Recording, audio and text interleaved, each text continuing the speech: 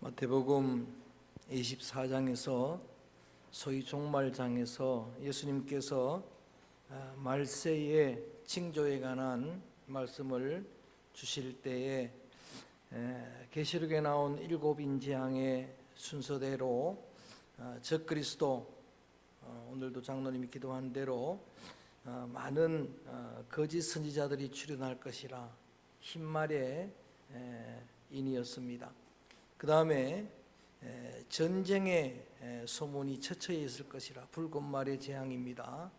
그 다음에 검은 말의 재앙은 기근의 재앙입니다. 곳곳이 기근으로 고통을 당할 것이고, 그 다음에 또 하나는 청황색말로서 역병의 재앙입니다. 그동안에 2-3년 동안 코로나 역병으로 고통을 당했고, 동시에 많은 사람들의 사랑이 식어질 것이라는 그런 말씀을 비롯해서 말씀을 주셨는데, 그 중에 하나가 처처에 지진이 일어날 것이다 라고 하는 말씀을 주셨습니다. 최고의 위기를 기후위기라고 말은 해왔는데, 사실 우리는 그 위기 앞에 지금 직면하고 있습니다. 중국에 또 일본에 있었던 영하 50도의 그런 강추위, 그것을 미국 CNN에서 전하면서 뉴노멀이라는 단어를 씁니다.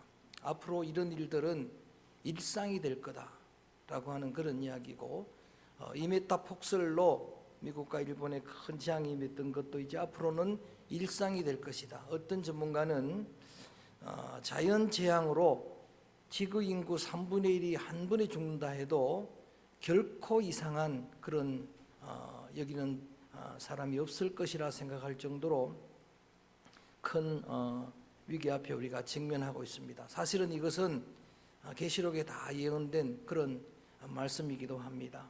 특별히 우리가 기도한 대로 우리의 형제의 나라라고 하는 터키의 7.8 강진으로 인해서 이제 수만 명, 더 나아가서는 시야를 포함해서 수십만 명의 생명이 순간에 잃어버리는 그런 참혹한 현장을 우리가 목도했습니다. 이게 다 남의 이야기들이 아닙니다. 다 우리의 이야기가 될 수 있는 이런 시대를 우리가 지금 살아가고 있는데, 그런 종말을 예고하면서 예수님이 권면한 말씀이 있습니다. 이럴 때일수록 정신을 차리라, 깨어있으라, 근신하라, 이럴 때일수록 믿음으로 살아가라 라고 권면하고 있습니다. 그래서 우리는 바울이 빌립보 교회를 향해서 복음에 합당하게 행하라라고 하는 이 권면의 말씀을 중심으로 복음에 합당한 삶이란 제목으로 3주 연속 말씀을 전하고 있습니다. 첫 시간에서는 복음의 신앙을 위하여 협력하는 것이 복음에 합당한 삶이다. 어떤 이유든 분열은 쓴뿌리입니다. 복음에 합당하지 않는 그런 장애물들입니다. 믿음의 성도들이 그리스도의 마음이 부어지고 또 하나 되게 하는 성령으로 충만함을 입고 여러분의 공동체 안에서 서로 연합하고 하나가 되고 협력할 수 있기를 주의 이름으로 권면합니다. 그 다음에 두려운 시대에 살지만 두려움 대신에 담대하게 사는 삶이 곧 복음에 합당한 삶이다. 두려운 일들은 많습니다. 근데 두려움도 쓴뿌리입니다. 어떻든 두려움이 온다는 것은 합당하지 않는 일입니다.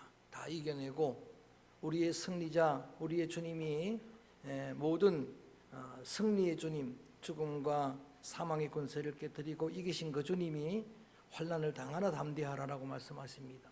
대장 되시는 예수님의 승리가 나의 승림을 믿고 강하고 담대한 믿음의 용사들 되기를 주의 이름으로 축복합니다. 주를 위한 고난도 감수하는 삶이 복음에 합당한 삶이다라고 했습니다. 신앙의 길에는 영광만 있는 게 아닙니다. 주님의 고난의 십자가도 있습니다. 그거를 회피하지 아니하고 감수해 나갈 때 십자가 없는 부활은 없습니다. 눈물의 기도 없는 응답은 없습니다. 그 기도 후에 그 좁은 길, 좁은 문 걸어가는 그 삶의 끝에서 주의 영광을 보게 되기를 축복합니다. 지난 시간에 두 번째 복음에 합당한 삶을 설교할 때 첫 번째는 한번 따라합니다. 주 안에서 항상 기뻐하라. 여러분, 눈물로 회개로 참여하는 그런 주님이 기뻐하는 애통의 눈물도 있습니다만, 하나님 아버지는 성도 자녀된 여러분이 행복하게 살기를 원하십니다. 슬픔이나 여러분 그런 정말 아픈 눈물은 주님의 뜻이 아닙니다. 그래서 주님 안에 있는 그 많은 부하들 가운데 희락이라고 하는, 기쁨이라고 하는 최고의 보배가 있는데, 자녀들이, 여러분들이 주 안에서 기쁘게 살아가고, 뿐만 아니라 모든 사람들에게 관용을 베푸는, 이미 주님의 긍휼의 자비의 사랑의 은혜를 입은 여러분들이 억만분의 1이라도 갚는 심정으로 그 긍휼을, 그 용서를 베풀며 살아가는 복음에 합당한 성도들 되기를 바라고, 또 특별히 오늘 기도자가 강조했던 것처럼 어떤 여러분 염려거리가 우리 앞에 놓여도 염려는 쓴뿌리입니다. 염려 대신에 기도하되 감사로 기도하라. 하나님께 감사로 기도하면 지각에 뛰어난 하나님께서 여러분 속에 평강을 주실 것이고, 그 평강이 여러분의 생각을 견고하게, 마음을 지켜주실 줄로 믿습니다. 지켜진 마음에서 생명이 나는 법입니다. 꺾이지 않는 마음만 있으면 다시 일어날 수가 있습니다. 오늘 본문 말씀의 끝으로라고 나옵니다. 이 끝으로가 마지막 부탁이라는 말입니다. 편지를 마무리하면서 이 마지막 부탁은 마치 부모가 자녀에게 하는 유언과 같은 이야기입니다. 그리고 실제로 이 빌립보서의 이 마지막 권면을 받은 바울의 권면이 빌립보 교회 성도들에겐 유언 같은 마지막 권면이었습니다. 특별히 그 유언을 마음에 꼭 새기고 이 말씀대로 순종하는 복음에 합당한 삶을 세 가지로 이렇게 규정을 합니다. 8절 말씀을 한번 먼저 읽어봅니다. 8절 말씀 시작. 끝으로 형제들아, 무엇에든지 참되며 경건하며 무엇에든지 옳으며 무엇에든지 정결하며 무엇에든지 사랑받을 만하며 무엇에든지 칭찬받을 만하며 무슨 덕이 있든지 무슨 기림이 있든지 이것들을 생각하라. 제가 이것을 한마디로 이렇게 대지로 요약을 했습니다. 첫 번째 복음에 합당한 삶은 경건을 추구하는 삶이다 라고 그렇게 정리를 합니다. 여러분, 삶의 예배라고 지금 금년에 우리가 복음의 사람 예배자로 살게 하소서라는 주제를 함께 외치면서 강조해 왔습니다. 역시 오늘 본문도 경건을 추구하는 삶이, 그 일상이 굉장히 중요한데 그게 바로 주님이 기뻐하시는 예배요 복음에 합당한 삶이다라고 말합니다.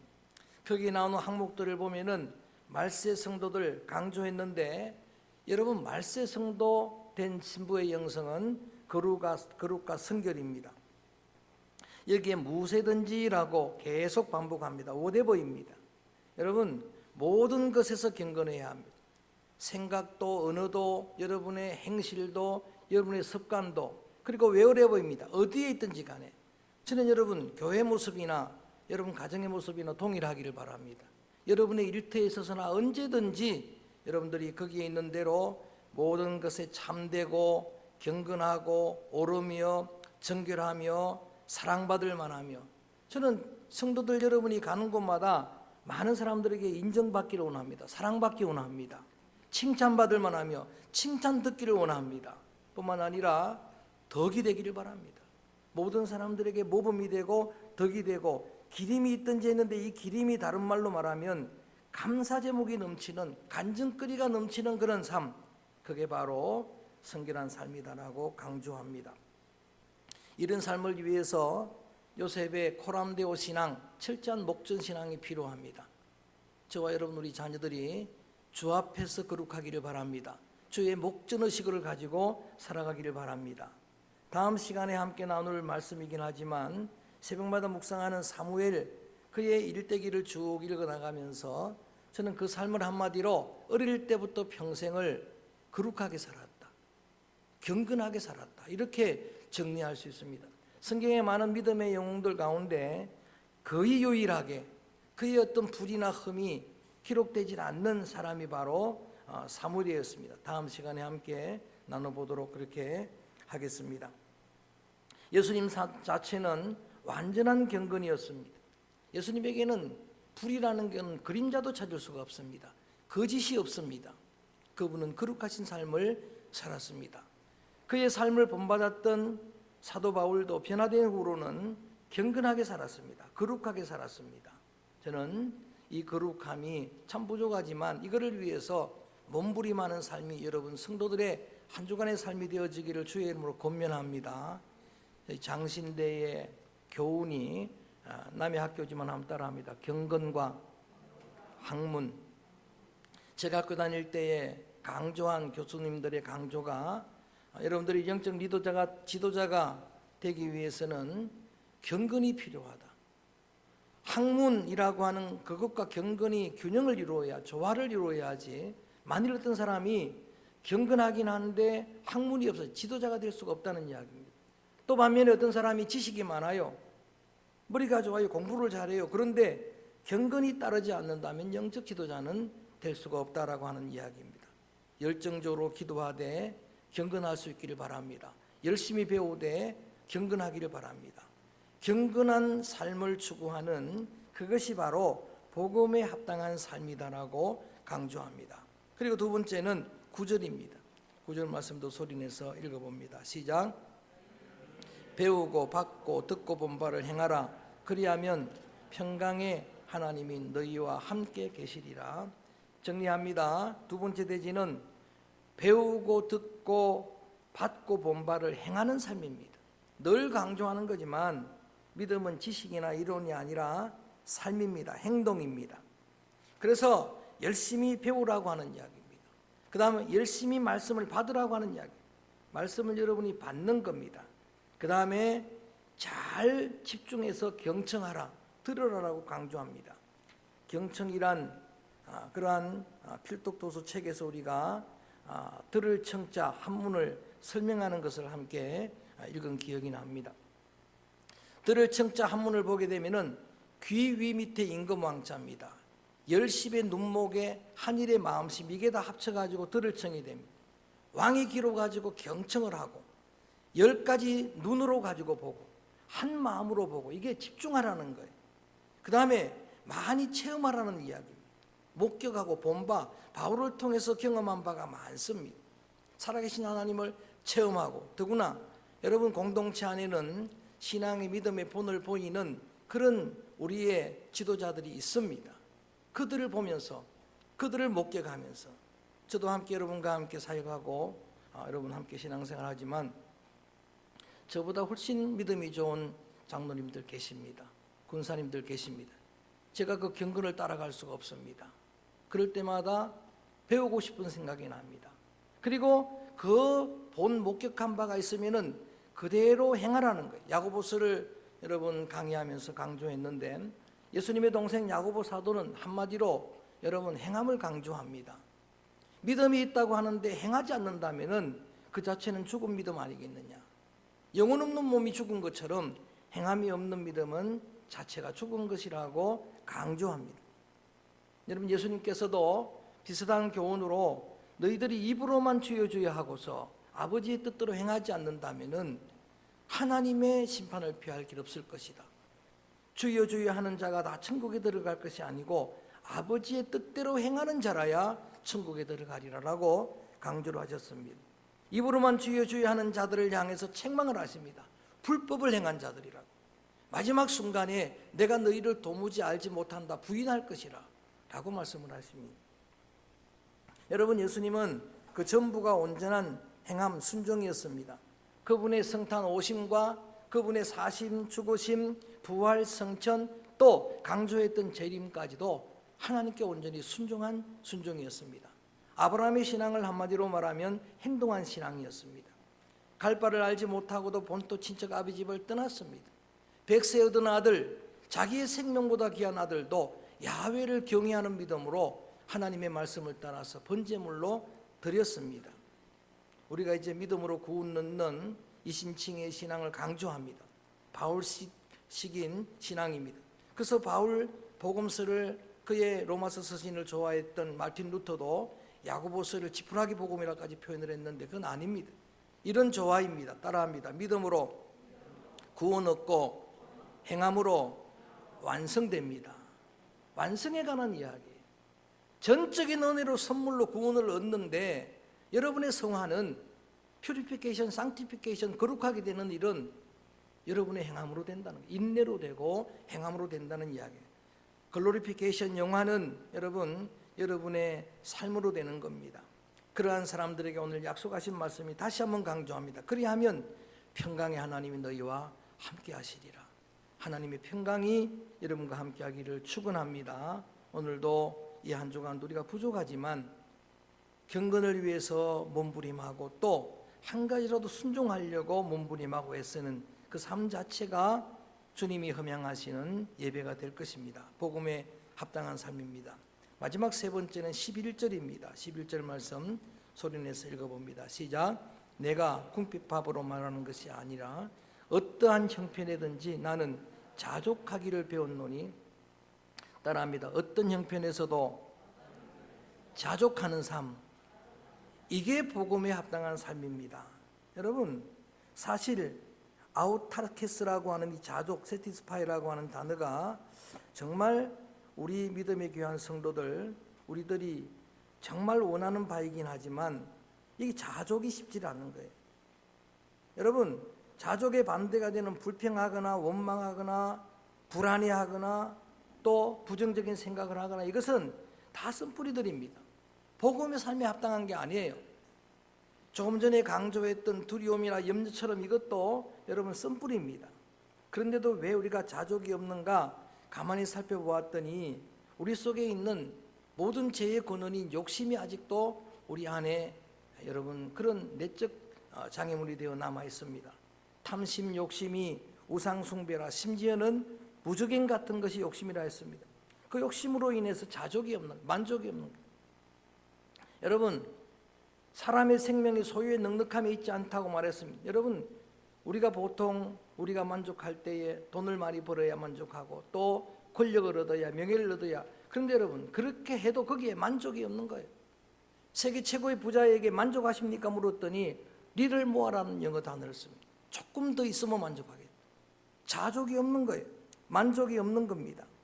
여러분, 자족이라는 것은 단순하게 긍정적인 사고, 이걸 자족이라고 말하지 않습니다.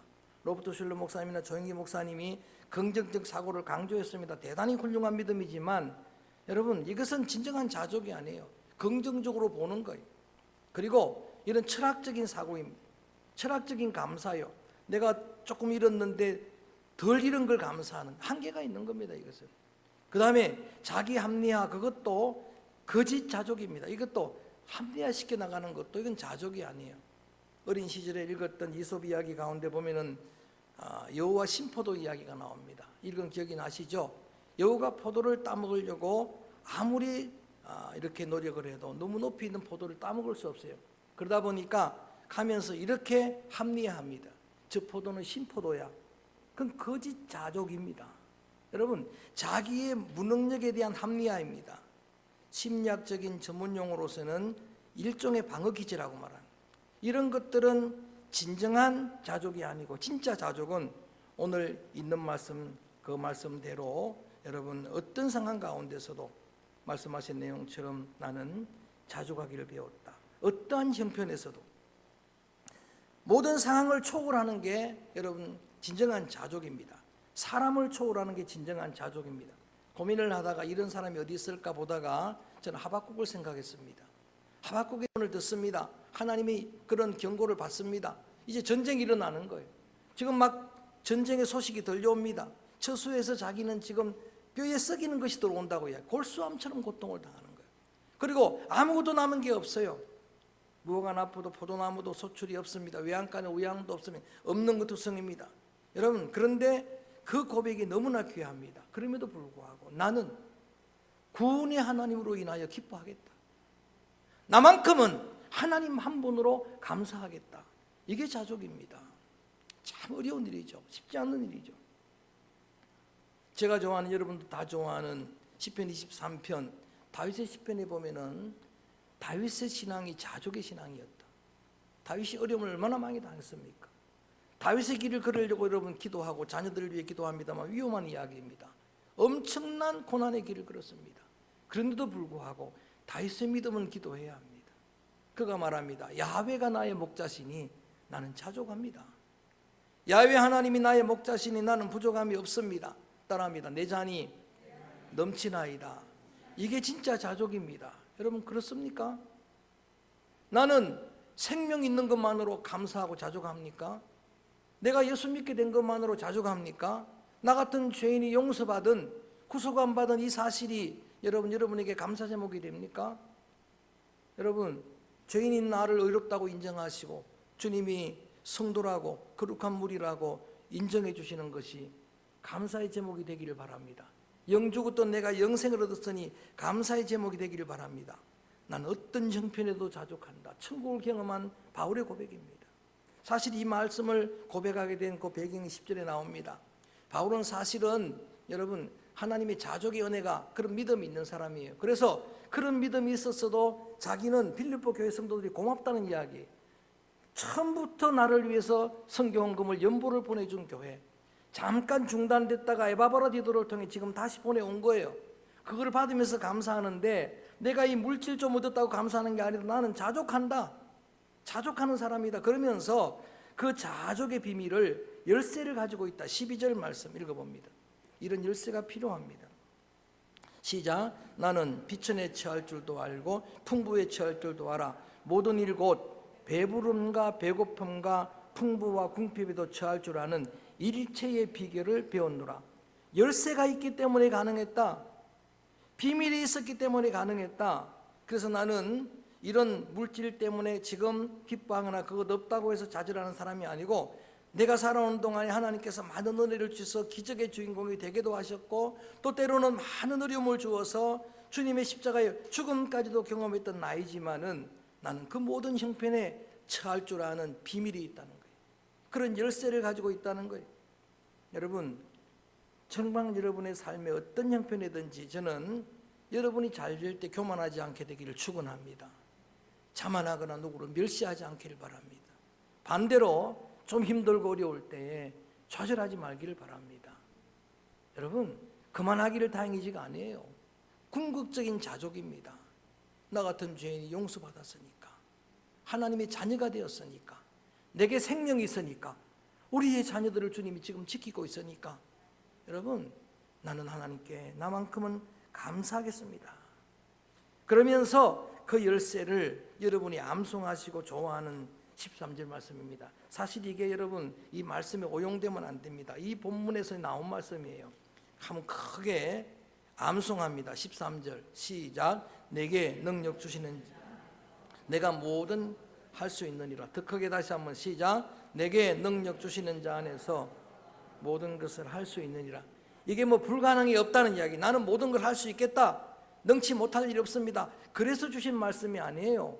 앞뒤 말씀의 배경을 보고 결론을 내린 말씀 보니까 나한테는 이런 열쇠가 있다. 지난 시간에도 강조했던 엔크리스토스 엔키리오스, 주님 안에입니다.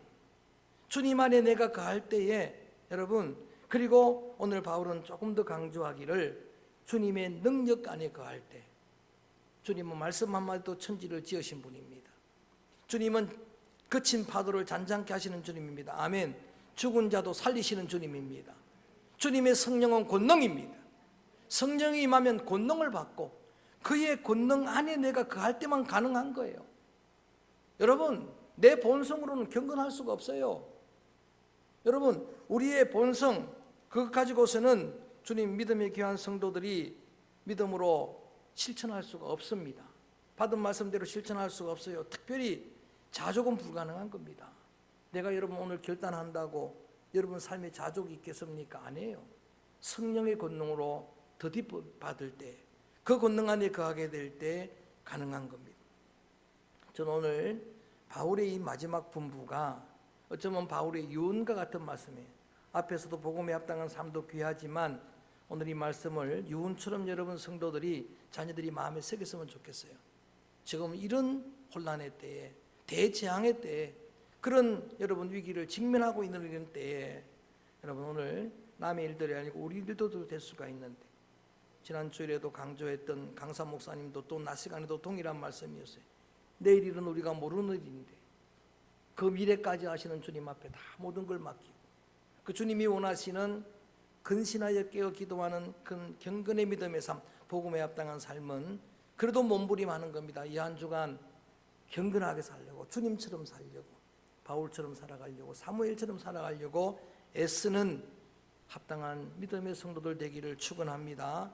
어떤 말씀이든 들었던 말씀을 또 지키려고, 그대로 행동하려고, 그냥 지식으로 이론으로만 끝나는 것이 아니라, 뿐만 아니라 여러분 그냥 감사, 그냥 철학적인 기쁨, 그런 걸 뛰어넘어서 하박국이 가졌던, 바울이 가졌던, 또 다윗이 가졌던 진정한 자족의 신앙, 나는 이런 하나님의 은혜로, 구원의 은혜로 감사합니다. 야훼 그분이 나의 목자가 되시니 감사합니다. 주님 한 분만으로 충분합니다. 생명 하나로, 구원 하나로 충분합니다. 고백할 수 있는 믿음의 성도들 되기를 축복합니다. 힘으로 능으로 할 수 없지만 요절로의 어떤 말씀처럼 내게 능력 주시는 자 안에서 가능합니다. 내게 능력 주신 자 안에서 모든 것이 가능합니다. 여러분 이렇게 살아가는 한 주간 되기를 축복합니다. 왜냐하면 우리는 복음의 사람이기 때문입니다. 나는 예배자이기 때문입니다. 그래서 오늘 찬양을 드립니다. 나는 예배자입니다. 나는 복음의 사람입니다. 하나님께 예배하는 예배자입니다.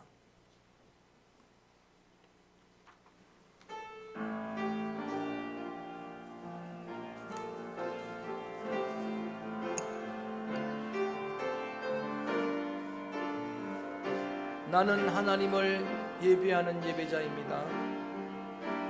나는 하나님을 예배하는 예배자입니다. 내가 서 있는 곳 어디서나, 내가 서 무엇에든지 있는 어디서든지 어디서나 모든 일에 참되고 경건하고 하나님을 거룩한 삶을 살기를 예배합니다. 지극히 잔 것 하나도 그대로 실천하려고 내 애쓰고 영혼 복음에 합당한 거룩한 삶을 은혜를 향하여 내 바울이 마음 자족의 신앙이 완전한 나의 신앙이 하나님 향하여 어떤 형편에도 취할 줄 아는 이곳에서 비밀을 배우시기를 바랍니다. 바로 이 훈련하고 학습하기를 시간 바랍니다. 하나님을 예배합니다. 기뻐하리라, 나는 감사하리라, 하나님을 자족하리라. 나는 하나님을 주님이 나의 목자가 되시니 나는 부족함이 없습니다. 예수님 한 분으로 충분합니다. 나 같은 죄인을 그 모든 죄를 사하여 주신 주님의 사죄의 연축 하나만으로 충분합니다. 죄인인 나를 의롭다고 인정해 주시니 충분합니다. 죽었던 내가 영생했으니 충분합니다. 우리의 자녀들이, 우리의 성도들이 주님의 은혜 가운데 있으니 충분합니다. 나는 예배자입니다. 감사합니다. 내 마음 완전한 하나님 향하여 이곳에서 바로 이 시간 하나님을